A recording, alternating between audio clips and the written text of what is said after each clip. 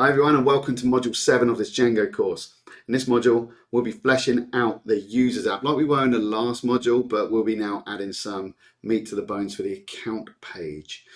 Let's not waste any time on this intro and jump straight into it. Okay, so this is the GitHub repository that we've been working from so far, all the way through these modules and this course so far. Link to which is in the description below, but please drop me a like, a thumb. Add some comments if you can, really great, and it allows me to sort of work off that feedback and create better content, and also subscribe to the channel, right? So let's move on to the actual content here. So we're in the repository, open up the module 7 branch, and then go into steps, and then open up the markdown language module 7. In GitHub it renders it like this. We'll be just following along here from VS Code. So this is my VS Code. You can see here I'm in module 7. Okay, so this is what your directory should look like. Now I don't need to double check because I know where I am, but please use GitHub, use that part of the code just to make sure that you are exactly where you need to be and you've got the right files and the directories in the right configuration to make this work. If you're not, pull down from module 7. Okay, nice and easy, no dramas there at all. Make sure that you're in the root directory and you've got the virtual environment fired up. Very important. You can see my terminal here that I have. So in this module, we'll be taking what we've learned so far and using it to build out our user page or an account page. I would like a user to be able to read and update their user profile. We will begin by building a new model form. So we want to open up the forms file that we opened up in the last module. We want to dump in there this new code. Creating 2 forms. Control A, Control V. Now what's different?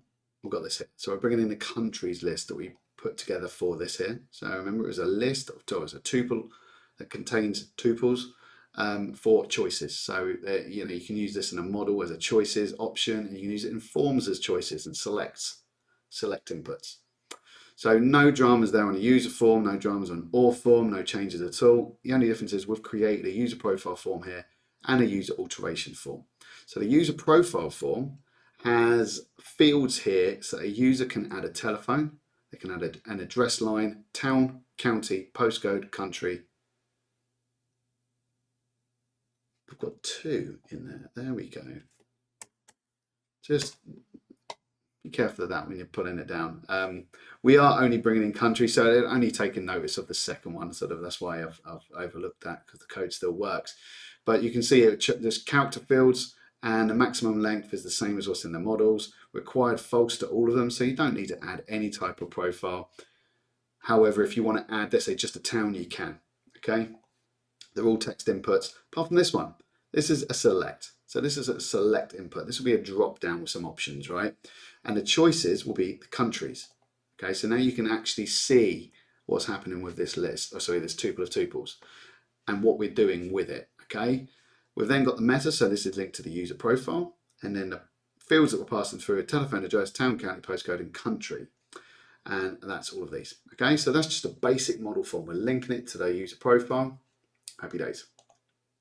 Secondly, we've got user alteration form. So this is just a form that allows users to change things specifically on their user form, not their user profile form. Remember, these are 2 different models. So I'm just creating 2 different forms, right? This one is linked to user, and this allows them to add a first name, last name, and email. The other one is all about the user profile. This is all about the user. That's why we've got 2 different forms. Now, look, in a real world app, you might just have this as a single form. You might have your app wired up so that you're just extending the abstract user in Django so that you don't need a user profile. That's not what we're doing here. We have a user profile and a user. So this is just a model form. Again, we're linking it to user in the meta class, passing through the fields, and then we're detailing what those fields are here. So we've got a character field, max length, required true. So these are true. So the user will need to add these. If they're going to post this form, I've just got this wired up so that they have to add the first name, last name, and email. All right. Text input, text input. This one's an email input. So if they don't put an email, Django will say, no. That is an email field. You've got to put an email. All right. So they're the forms. 2. Now it's a view. So we go Models, forms, views, URLs, HTML. That's the order in which we work.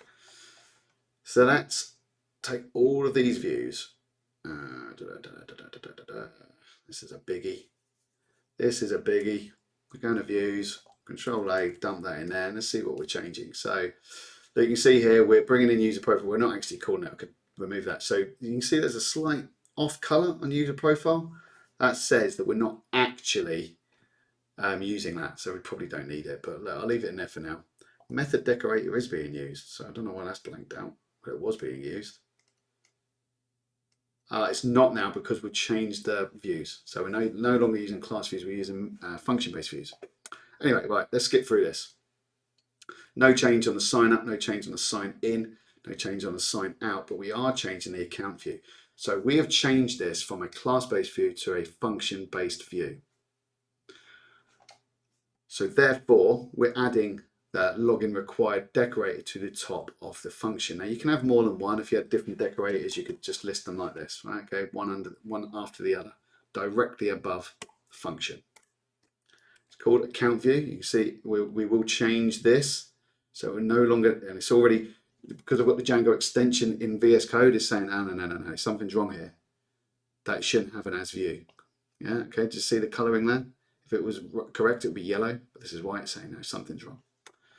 So, what have we got? It is a function-based view. We've still got the same doc string, but we're saving the user profile to UP as a variable. So this is request. Remember I was talking about the request that we have access to.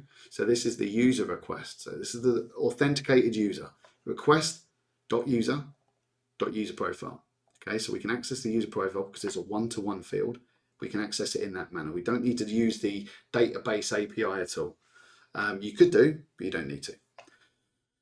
You then have the UP form. So the user profile form is the user profile form. Now, what's different here is we want to instantiate this form. So if we didn't have instance equals UP, so the user profile, it would be completely blank. The form would be completely blank. But what we want to make sure is that when that form is rendered, if they have already added their address, that the input shows the address. Yeah, so it's the value equals the address that's in the database. If they change it, so be it. But what is currently in the database, we want to make sure that that's rendered into the HTML. The way you do that in a Django form is that you have a attribute called instance. Now the instance of that form, remember, we're linking the user profile form to user profile. It would be no use instantiating that with request.user because we're not linking it to, it needs to be the instance of the model that it's linked to. Just remember that. You could wind yourself up and spend days, hours working on something and realize that it's just that you're using the wrong instance. Context. In a function-based view, remember I said when we're using built-in generic views, you can get a lot of output with very little input. Well, with a function-based view, you need to start actually adding the input. Let's say context. You need more input. You need to give the view more. So in templates, in sign in, you can see that we're accessing form. In a form view, generic form view, the form is already in the context. In a function-based view, you need to actually pass it through. So context is a dictionary. So it's a normal Python dictionary where form is the key and the value is the user form, UP form, that's already instantiated, and we pass that through to the view. So then we've got an if else. So if, remember a form will only handle a get and a post. So you can have an if else. You don't even need the if to be fair, because that would still work. But look, for giggles, let's just have an if else. So if the request method is a post request, then do stuff. I could do this. Else, what we do, so if it's just a get request, then we render account HTML with the context. Now the context we know has form, so that's ready to go. The get request will now render the form correctly, but we want to handle the post request. So if we use a post data via the form, now it can be a whole bunch of stuff. It can be a single input. It hasn't got to be the whole form because we've put form required equals false. So they can post just one of them or none of them or all of them. When they post the information, what we do, we then create a form variable, and then we say user profile form, and we instantiate it with the user again. So it's this user profile is what it's being instantiated with. The data of the form is what's being posted via the request. Okay, so we say the form is now the user profile, and the data that's coming in from the form, we now bundle that up and save it into a variable called form. And then we say, look, is everything okay? Is it valid? Is the information that we're getting through, does that meet the requirements of the form with detailed forms.py? Is it all okay? Is it valid? If so, save.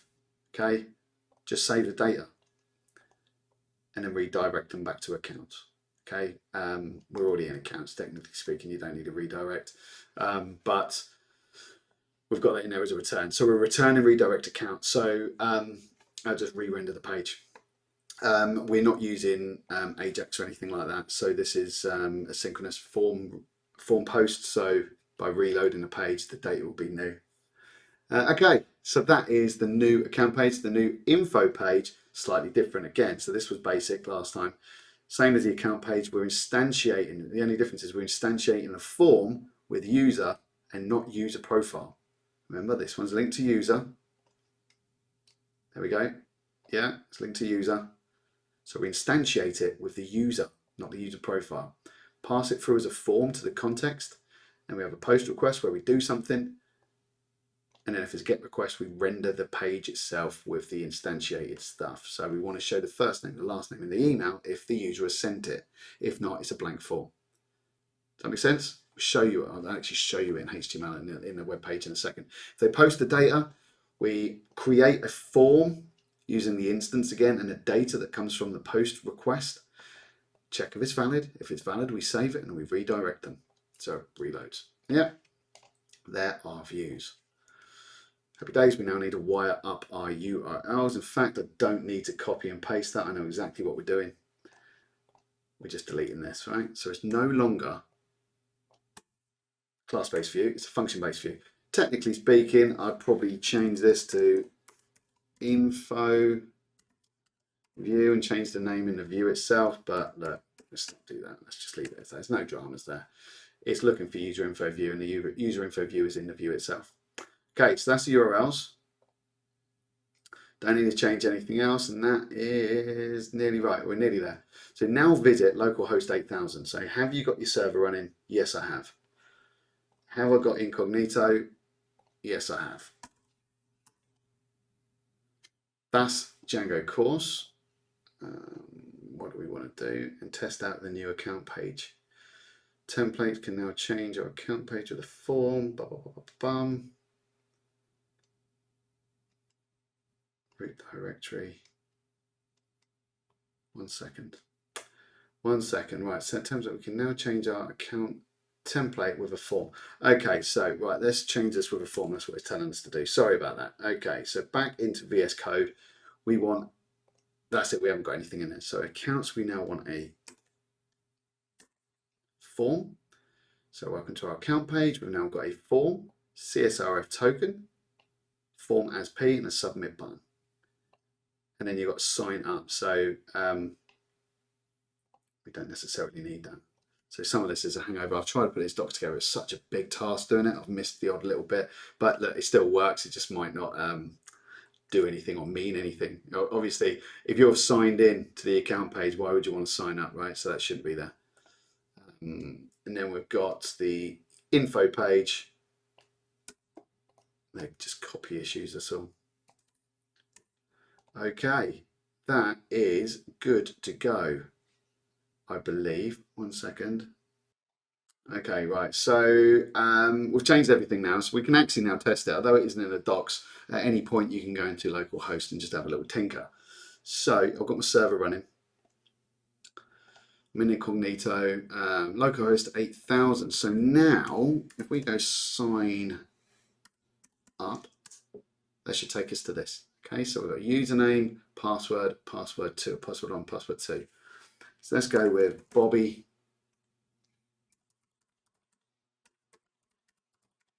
Okay, submit. Happy days. Okay, so that's worked. So if we now go into, yeah, that's not going to like that. Let me go into one that isn't incognito. So let's go to localhost. Let's go to admin Will that let me? Yeah, it will.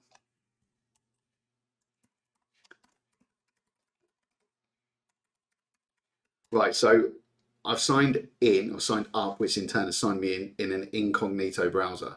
So if I was to then, I can't then sign into the admin page because the session is the same. So I've gone into a normal browser and signed in. So I've now got one browser where I'm signed in as Bobby at Decoding, which is what you're looking at here. So if I go to users, I've signed in as Bobby again. Remember, I just done that.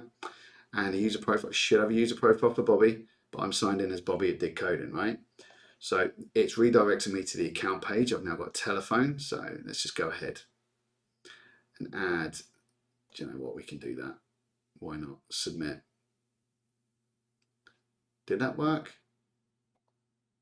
I don't know if it did. Let's have a look. Okay, right. No, that's fine. That's fine. Sorry, 1 second. Did it work? I haven't got any messages wired up, so it's hard to see. Yeah, it did. Okay. I haven't used messages, so you submit the data. If it's valid, it saves it to the database. I haven't got messages, I haven't got pop-ups, I've got notifications. It just redirects them back to the account, and that's why it didn't do anything, right? So you wouldn't know if it was going to work or not. Now, another module will be wiring up notifications using Toast or Toaster. And it will come up with success messages and things like that. So if it works, right? And we'll also be using asynchronous form submissions, which is all good stuff. So we've just submitted all of this stuff to the database, which is all good. And that, I believe, is the end. It is. Happy days. That's the end of module 7. So we have now successfully, well, actually, let's have a little tinker. Let's have a little tinker with this, right? So we've got sign up, that's in there, it shouldn't be there. To be honest, you can also have a decorator to say only allow unauthenticated users to see the sign up. So why would a signed in authenticated user want to access the sign up page? Okay, so you know, there's all sorts of funky stuff you can do. It'll take you to sign in. You can, when you're signed in, you can then, if you visit sign out, okay, we're now signed out. Okay, it's redirecting me to sign in. And if I now try to visit account, it'll say, no, you can't. So it's then saying sign in with next. So it should redirect me to the account page if I sign in, right? So that's the functionality. Look, it's working exactly how we wanted it to work. It just looks horrendous. So let's go back here. It's the end of this module. If you liked it, drop me a like, add me a comment. It's always good because I love the feedback. I'll always respond to you. And thank you very much for watching, and hopefully I'll see you in module 8. Thank you very much. Bye-bye.